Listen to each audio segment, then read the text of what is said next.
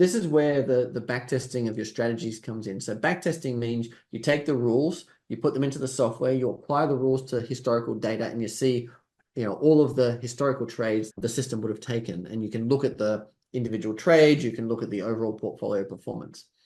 And when we do that, what we're primarily doing is seeking to understand how the system performs, why it works, and where the risks are.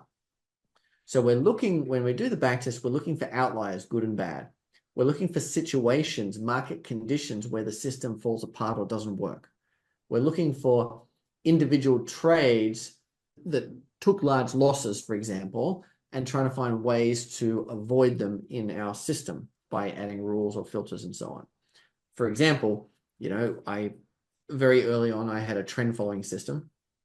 And a trend following system is one that buys stocks that are going up, very clearly going up in a strong trend. You buy it, expecting the trend to continue. Eventually, the trend stops and it turns around and starts going down. At that point, you sell it. You make money in the middle. Now, I had a trend following system that was making money, but I kept having these trades that I was uncomfortable about. And I realized that I was uncomfortable because the stocks were quite volatile. The stocks were very gappy. They jumped around from day to day.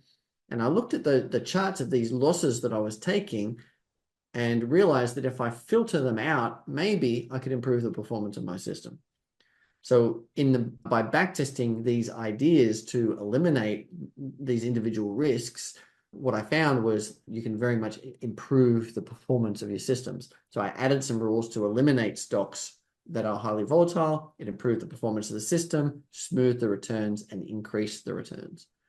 So we're looking for those sorts of issues all of the time and gradually refining and improving our portfolio of strategies.